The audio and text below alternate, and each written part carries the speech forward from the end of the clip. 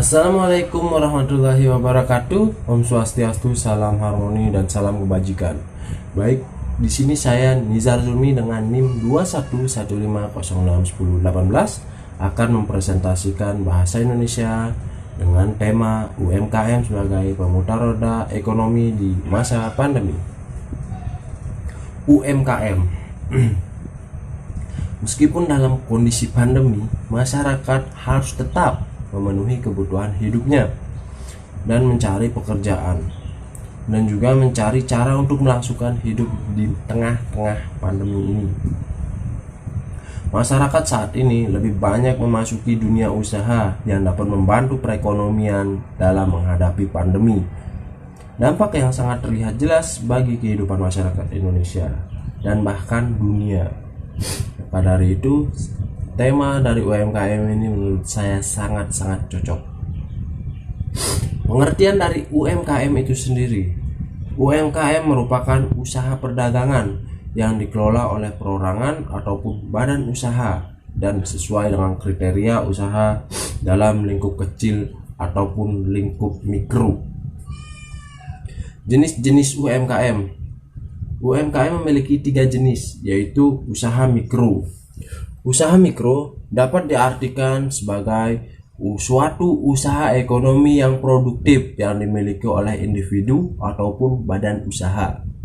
Lalu ada usaha kecil, dapat diartikan suatu usaha ekonomi yang produktif yang berdiri secara independen dan dimiliki oleh kelompok. Lalu ada usaha menengah.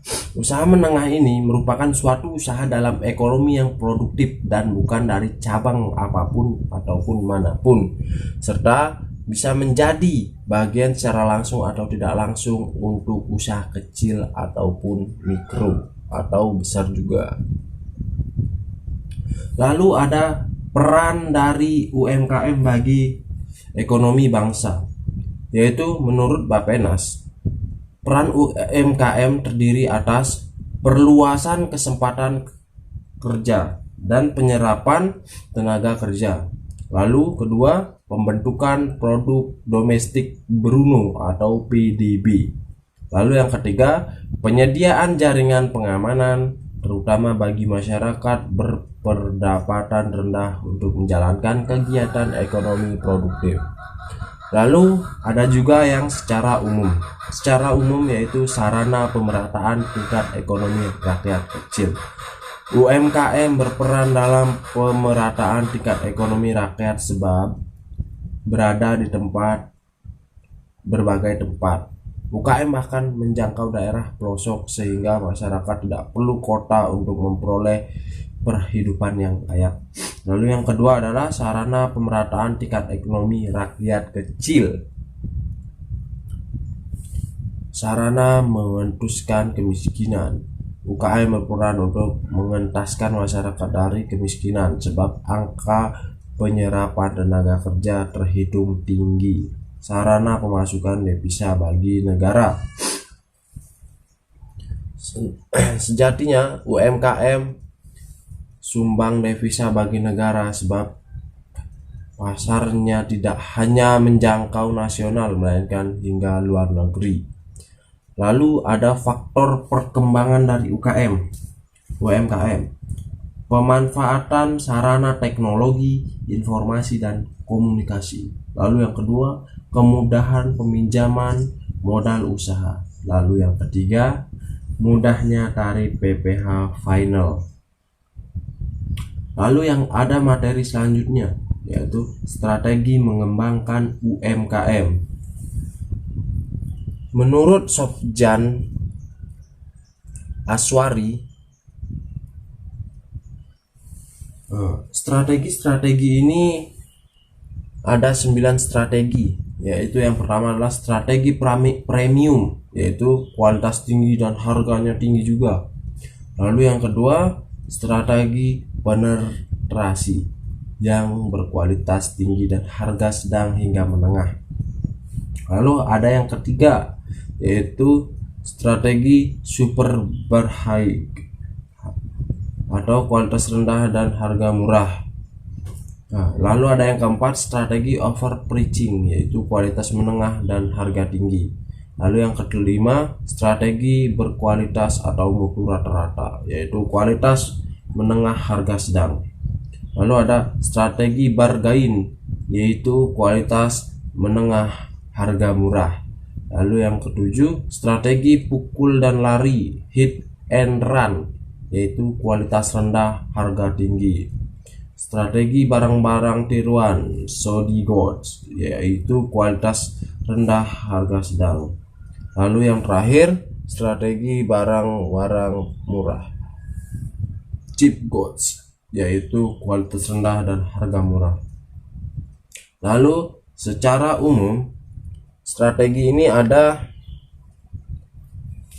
yang pertama, menentukan segmentasi pasar secara spesifik. Lalu yang kedua, yakinkan bahwa produk kita aman. Lalu yang ketiga, lakukan inovasi produk berdasarkan kebutuhan. Lalu yang keempat, tetap perhatikan standar kualitas produk. Yang kelima, menjaga hubungan baik dengan pelanggan. Keenam, membuat promo yang menarik. Lalu yang ketujuh, menerapkan digital marketing.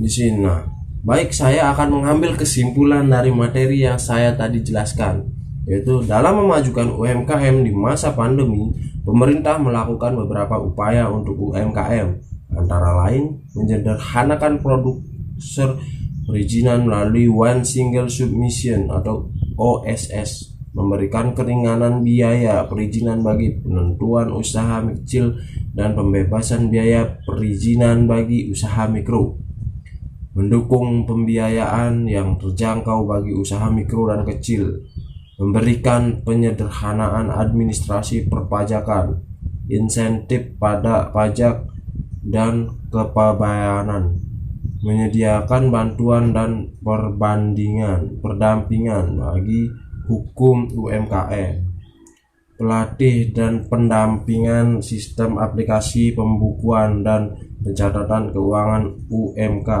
Pemerintah memberikan dana alokasi khusus DAK untuk mendukung pemberdayaan dan pengembangan UMKM. Dan di sini saran saya, demikian paparan makalah ini yang dapat saya paparkan. Besar harapan saya makalah ini dapat bermanfaat untuk kalangan keterbatasan pengetahuan satu-satu dan referensi penulis menyadarkan makalah ini masih jauh dari kata sempurna.